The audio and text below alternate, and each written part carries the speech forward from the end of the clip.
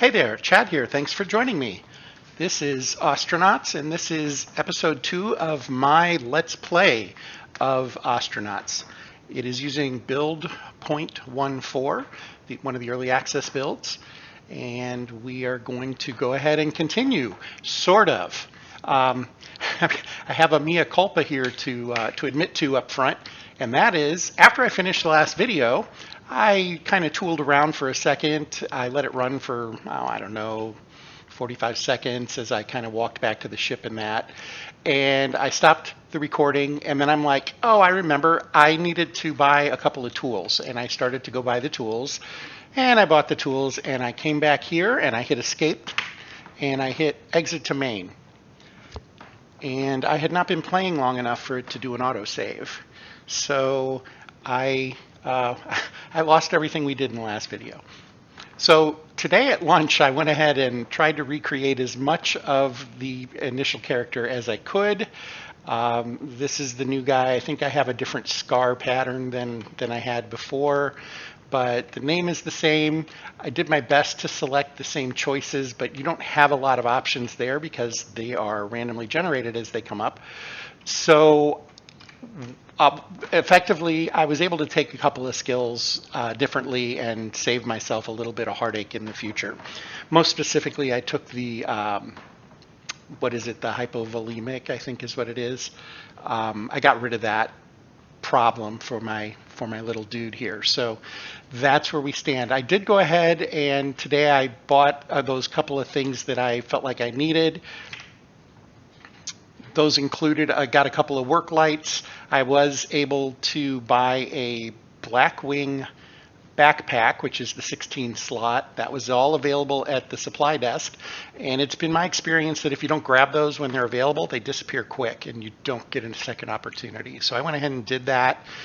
I grabbed a couple of battery chargers, a couple of extra batteries. I grabbed the grinder and I grabbed the power drill. And I got a nice friction stir welder. The one I picked up over here was not horrible, but it was like at 68%. And I don't know that you can repair these. Maybe you can. I don't guess maybe I've ever thought to try, but I didn't put it on the ground and check it out. I just went ahead and bought a new one. They're relatively cheap, I think 300 credits. Okay, so with that all out of the way, what today is going to look like is we're going to go see if we can find a derelict to do some salvaging on. Now, one way you can improve your chances of finding something useful is going to the shipbroker. And we go to the shipbroker. He's in the commercial district. And what we do is we look at the derelicts that are out there that are available, and we see if there's something that looks like it makes sense that is within a reasonable range of where we're at. When you're at the shipbroker, he should show you the distance to any particular ship that is for sale with regards to derelicts. So let's go take a look and see if that actually works. These are the used ships that we would potentially buy, and that's not going to happen. And we're not actually going to buy a derelict. We're really just looking to see where they might be and what we might be able to locate. We do get, we don't get a name, it looks like, on these necessarily. Some of them have names. And if we know the name, that is awesome because that helps us narrow it down when we're getting closer. But we can see the makes and models. We get a kind of a rough idea of their sizes by looking at them here. And of course, their prices should be relatively, relative. So use that word back to back for what you're actually looking at. So there's a few freighters, it looks like here, 82 kilometers away. This one maybe isn't in the best shape. Well, it's not really horrible, is it? So I would probably want to look at ships that are 70 to 80 kilometers away. Now there's several of them. If I can actually narrow it down to one, let's see if we can find that one that's 82. So 82 kilometers away, we'll see if we can narrow it down. It doesn't have a name. We know it's a freighter. That's all we really know about it. It's a big square one. So we'll go back to the ship. We will undock and see if we find something that looks like it's at about the right distance to match up with what we were just looking at. I'm going to go ahead and fast forward to the point where I am undocked and otherwise stationary, a little bit clear of the station.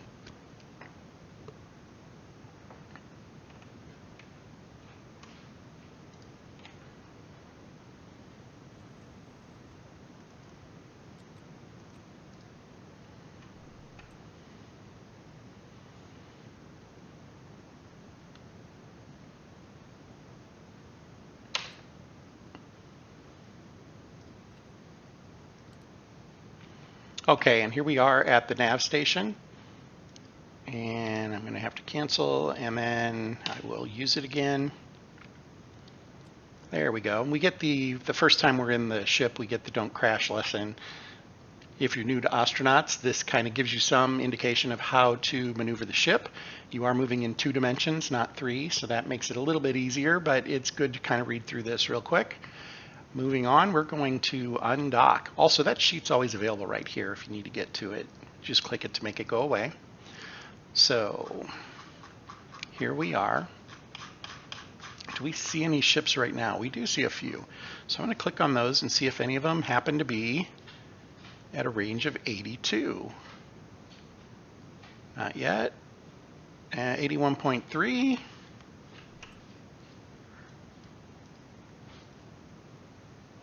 Okay, I need to pause it. I'm not paying attention to what I'm doing here.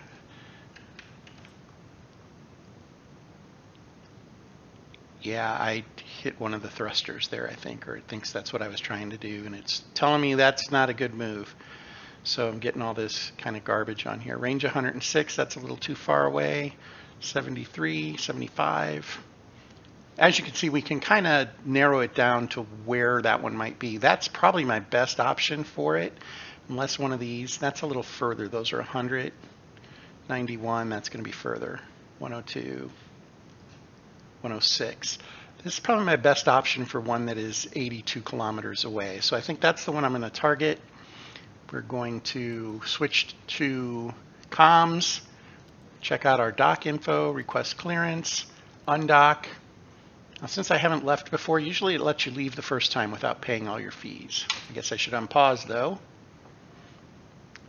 Effectively, I don't have any fees, I think is what it really is kind of indicating. So we're going to unclamp, switch to here. What did I do? I messed something up.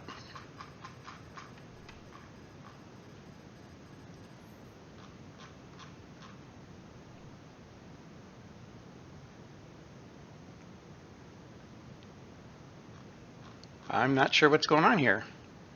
I feel like I must have really messed something up.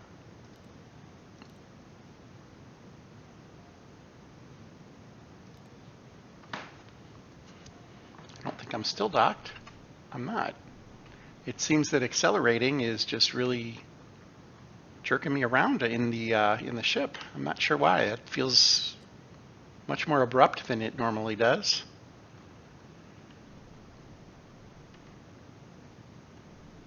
Okay, we're going to move over here. So I'm just basically backing away from the station.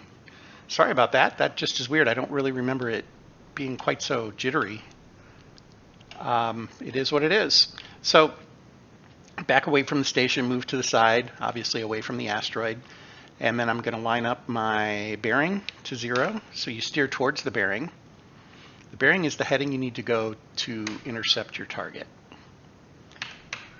And that's a little too much. So this ship is really reactive is what I'm kind of sensing right now. It accelerates quickly for me.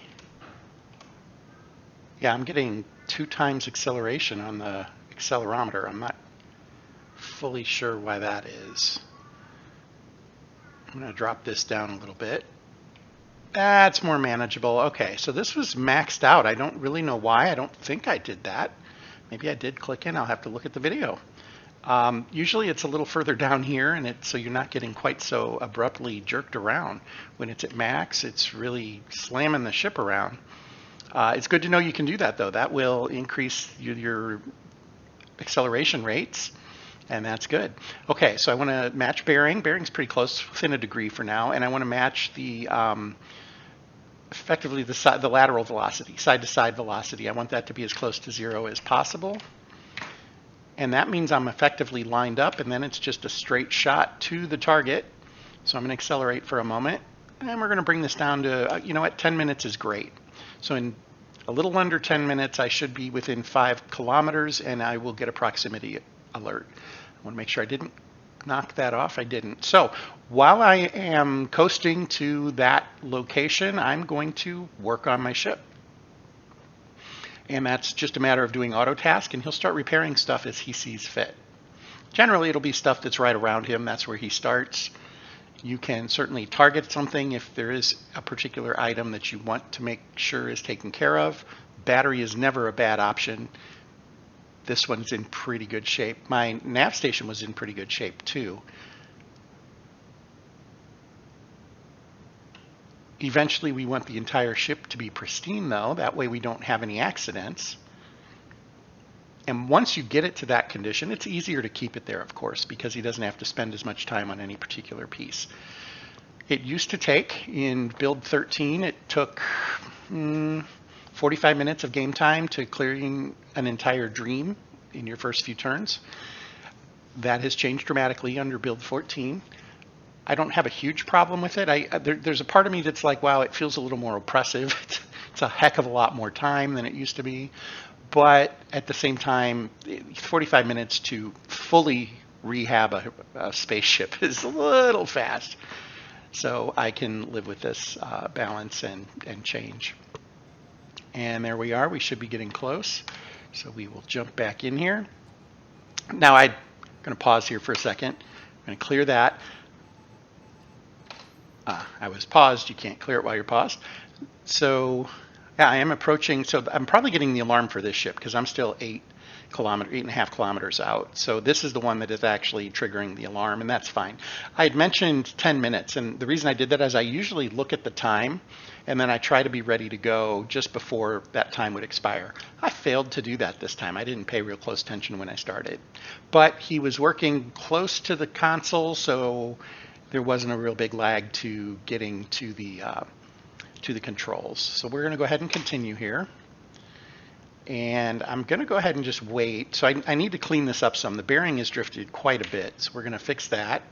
I usually start with bearing. I feel like that's the more fluid one. As you can see, it's moving quite a bit. And then I'll fix the lateral.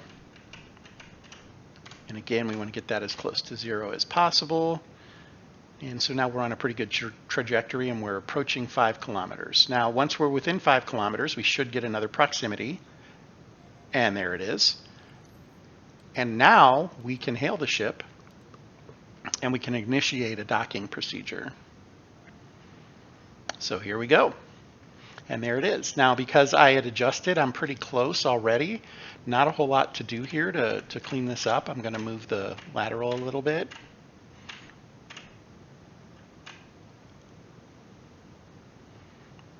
Adjust the bearing just a touch.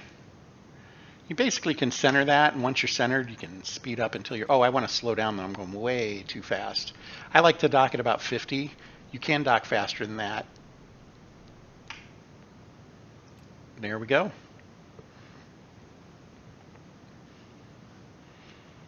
Once we're docked, we'll get information on the ship. And, of course, first time docking, it gives you some storyline stuff. You know, are you going to find a Hydra? You know, what have you docked with? Is it just a dead freighter that's been sitting around for a long time, just spiraling around? Who knows? Who knows? All right, we will confirm that message. Probably get a second one here. Yep. If I'm an outlaw, I could always just steal it. Sometimes it can feel pretty good to stay one step ahead of the corporate security goons if you're willing to give up docking it at patrolled ports. So yeah, I'm not going to steal it. So we confirm that, and it looks like we did find the right ship. So that method worked pretty well, kind of paying attention to where the derelicts are. Larger ships have a better chance of having more valuable cargo, like fusion engines, or the torch drive engines, basically, the reactors. Okay, so in order to go do something here, I probably should have installed this stuff too. That's something else I could have done.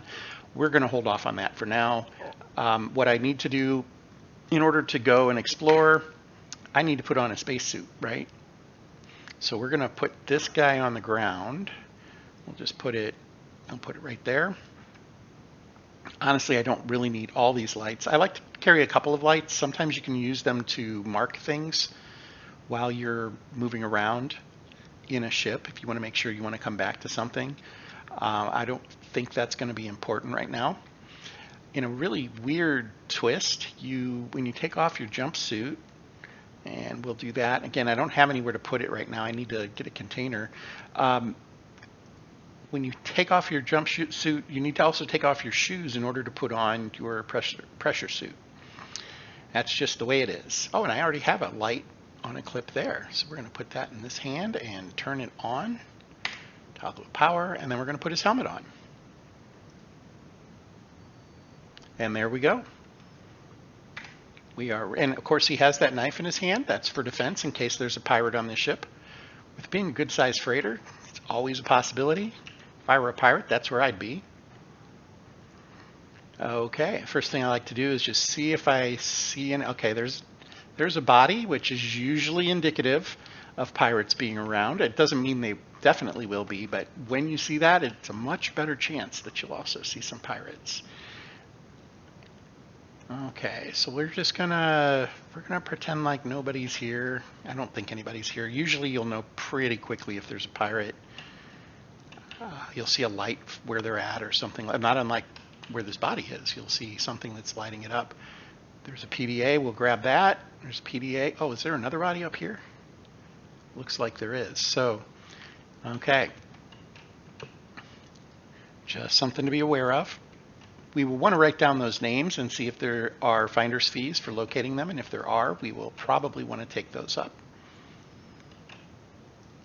Those are the investigate death missions that show up, and they can pay well.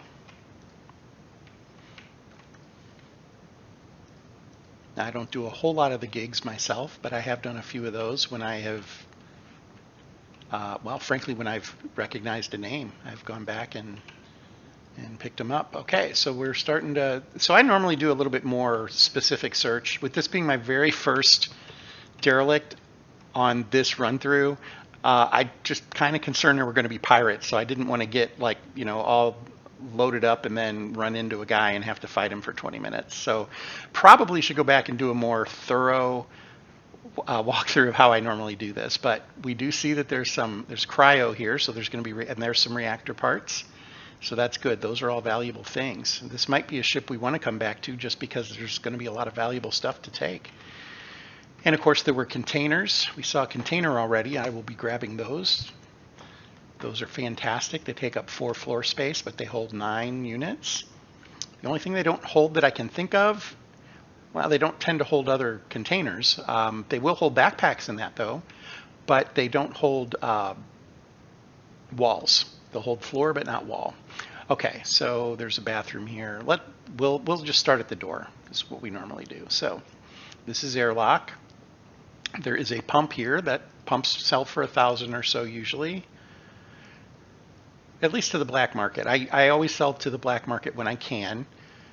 And if I have something that I know is usually very valuable, I will make an effort to hold on to it until I know that it's been dealt with. Okay, so we have possibly some pills here. Okay, so these are pain relief pills. That's never a bad thing. My dude does not have pain issues right now. Also, I forgot I'm not in an EVA suit. I'm in a regular pressure suit, so I will start to get a CO2 warning here very soon. Those come pretty quickly. Once I have an EVA suit, I will start to use that, and I can be a little more free with my time and moving around. So I'm not going to grab all the food right now. We've got some time. So here's a data card. Those usually are worth picking up.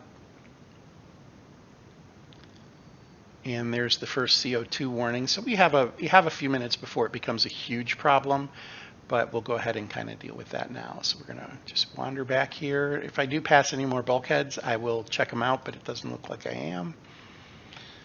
And the way I clear this, I don't know if it's how everybody does it, I come in here, I take off the helmet, and I put the helmet right back on. That clears the CO2. I'm going to use this bag right now for where I'm going to store things that I'm picking up that I intend to just sell. So we'll put this here. Did I pick anything else up? I guess I really didn't. Another huge benefit to the EVA suit over the pressure suit is it has a built-in light, so you aren't using that hand. But the EVA suit can't support a backpack, so you have to put the backpack in your hand so you have space to store something. So you're losing out there, I suppose. Okay, I think we did check all that already. Did. Things that I tend to look for, obviously reactor parts are huge. Those are very valuable. I also will look for if there is a Hydra, which is the intake for the RCS. Those will tend to be at the back of a ship. Those are very lucrative, and frankly, they're very useful. I will replace all my Kangs with those as I can. Then I also grab thrusters in general because they sell pretty well too. It's a pretty consistent market for those. You always can sell thrusters when you need to, and as we build the ship out, we will want more thrusters. We will actually need them. Okay, so we're looking at Matthew Molina. As a St. Louis Cardinal fan, I'm familiar with the last name, and I'm literally just making a note of it, and I'll note what ship we're on. And then if I see that there is a mission for that, I can quickly grab the mission, and I know where to go to complete the mission is really what it comes down to. I am going to pick up the PDA. I'll unlock those on the flight back. And here is a crate. I will look at the crates. Just a t-shirt in this one. I'm not so interested in the t-shirt as I am the space that the crate will give me. So we're going to pick that one up. And then I can store stuff in there. Okay, and we tend to be able to carry, okay, I don't think we need the knife. We can carry the crate in a hand so we don't slow down with having to drag it around. So there's one body. We're going to go look at the other one, and then I'm probably going to start salvaging some of the reactor parts. And I want to make sure I have a good understanding of where this ship is and its name and how to get back to it if possible. So here's the other person. And this is Abigail Flowers. Now, I am not sure if stripping the body or anything taints the possibility of doing the missions that might be available. And again, they only might be. But there's a reason I'm not doing the examine and all that just yet, because I've read that you can't do it a second time after you take the mission. And so it's kind of a loss at that point. So we're just going to skip that for now. Trenchers, okay. And I'm going to speed up. I didn't realize I was walking in slow motion. Okay, suit. I will check containers as I come back through. What I'm looking for here is I wanted to see if maybe there was a chance there was a Hydra. Doesn't look like it. In fact, it looks like a lot of the stuff blew up. I don't think we've been in here yet. We have been in there. It's empty. And I'm going to run home.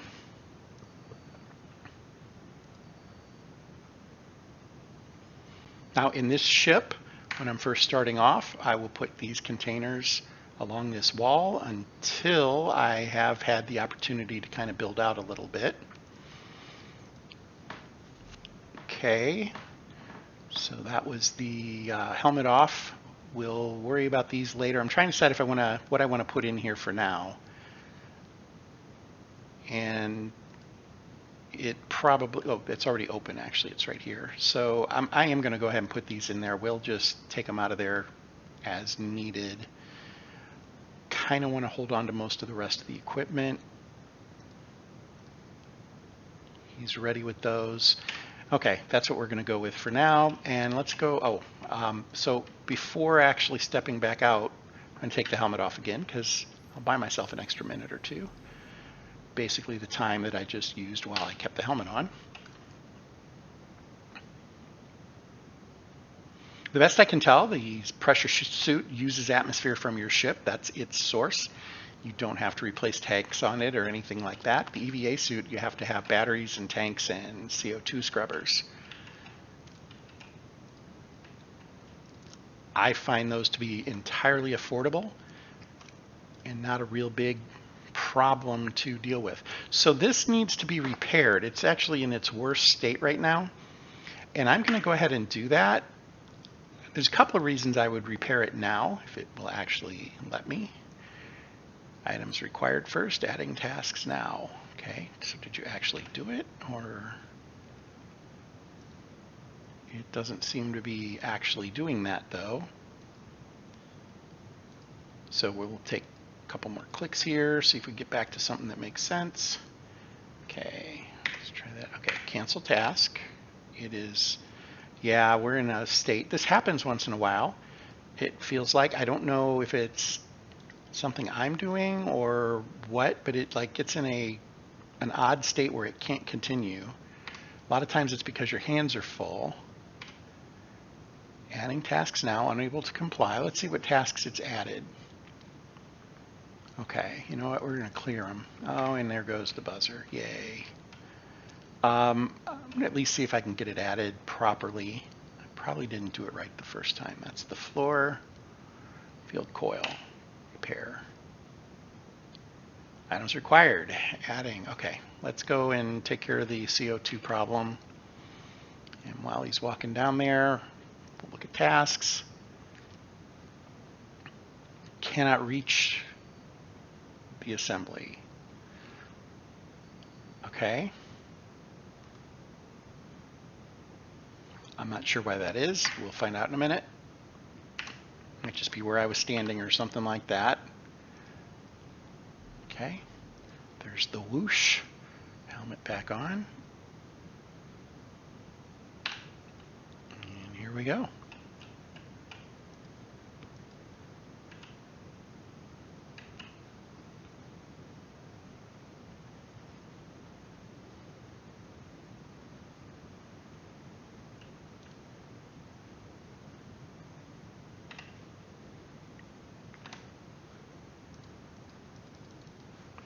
Okay.